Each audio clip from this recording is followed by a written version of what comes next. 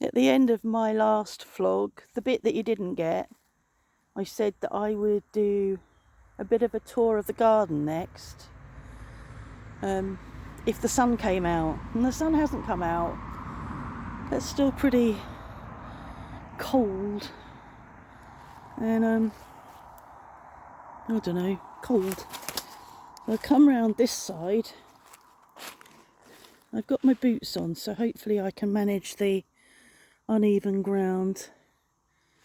So I wanted to look at the japonica before we go and look at the chickens and the sheep.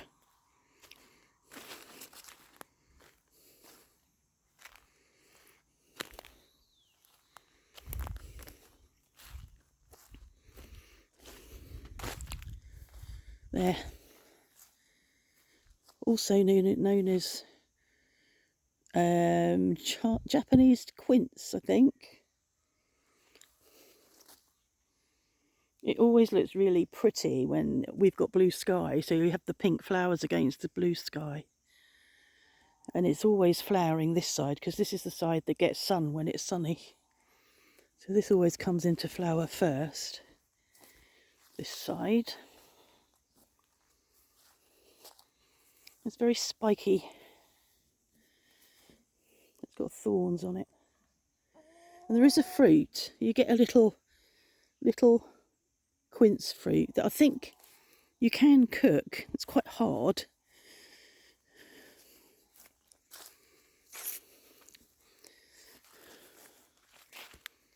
And every morning these come out, these chickens, and their combs are nice and red. A few nights back I oiled their roost, and when Mark went to put them away, they weren't roosting. They were, two of them, the two golden girls, were sitting next to the cockerel, because I think they were slipping off the roost. They are roosting now. Not now, but they have been roosting. I check the corner. When I go and let them out in the morning, I check the corner where we put extra straw behind the roost, because that's where they lay their eggs. Just to see if there's been any investigating going on. And each morning there hasn't been. But I was sort of thinking that they're thinking about it. And actually, the cockerel and two of the hens are in the enclosure. For some reason. What are you doing in there? Huh? What's happening? Huh? Why are you all in here when you've got a whole garden to play in? Huh? You've got straggly feathers coming out of your tail. Don't start losing feathers again, Mr. Cockerel. Can't start to moult again.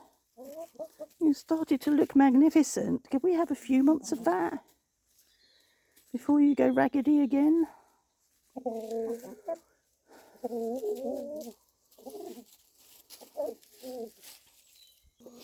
So I've just looked. There's no interest in there. Nobody's been rooting around in the straw, trying to make a nest. I so want to get hold of that feather and pull it, but there's no way I'll get near it. It's a bit like when Ida has a bit of branch stuck to her. You can't get near it to pull it off.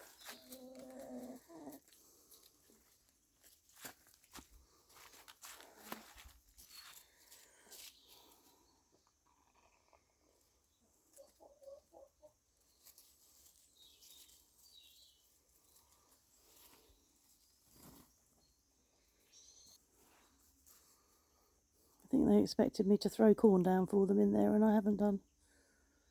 It's a bit cold to sit here. I won't be sitting here for long.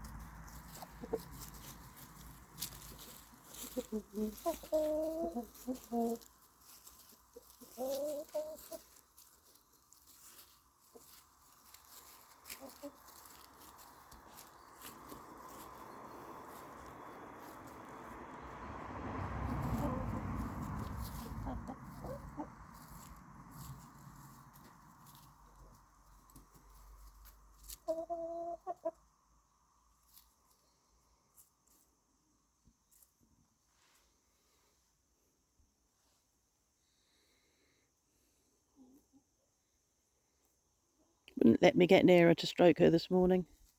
She's like that sometimes. She just stays out of reach. She comes towards you and you think she wants a stroke, but then she makes sure that she's just out of reach.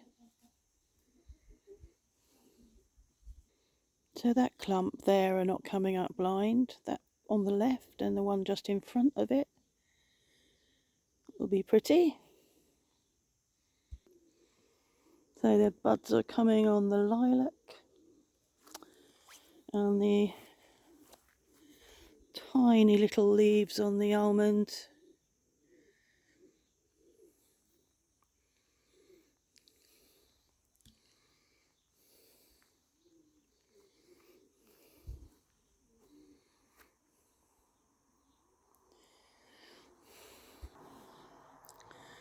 And the red robin's been like this for weeks. It sort of stopped as the weather was warm and then it was cold. So I think everything's waiting. So that's it. I'll try not to do an abrupt ending, but this is the end because it's too cold and I need to go in.